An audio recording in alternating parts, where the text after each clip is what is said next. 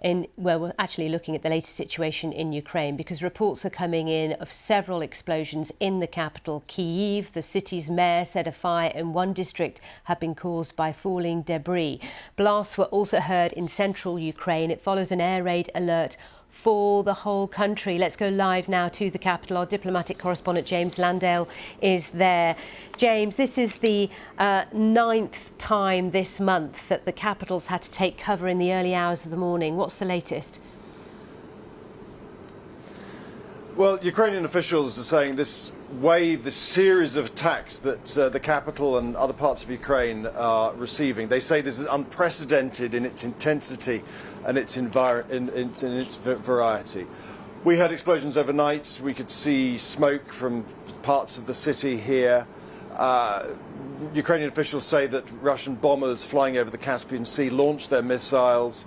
They all came here. The Ukrainians say that all those missiles were destroyed by air defences. But as you say, there have been reports of damage from debris in two parts of the city in the east, where in one location, fires broke out, and there have been images that we've seen of some of the impact that that's had on the ground.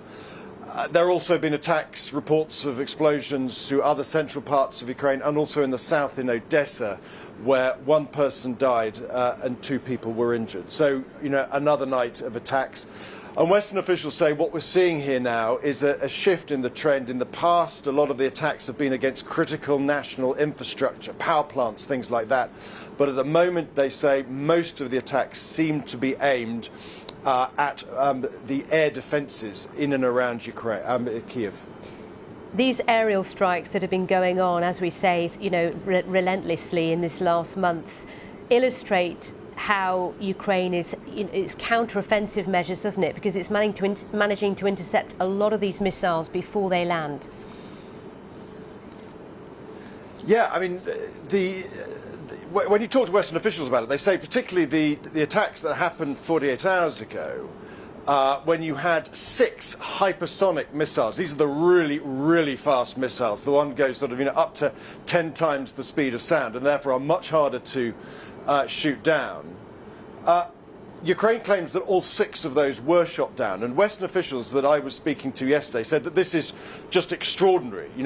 This was supposed to be, one of the great wonder weapons that Russia would deploy at a moment and would be able to change the arithmetic on the battlefield.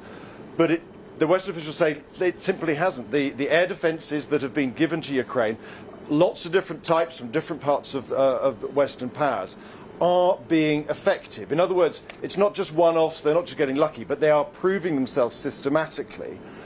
The question, though, is this. These air defences cost a lot of money, and they are finite. Ukraine only has so many missiles that it can launch to attack the incoming missiles. And one part of the clear strategy from Moscow at the moment is to try to deplete those Ukrainian stockpiles in their air defences, so that as and when any counter-offensive begins, potentially Russia has a little bit more flexibility in the air. That at least is Russia's strategy. So that's why whenever President Zelensky and others go around knocking on the door of the West saying, please give us more munitions, he doesn't just ask for things like jets, he also asks for more missiles for his air defences. Yeah, and you can understand why. James Landale, thank you very much indeed in Kyiv for us.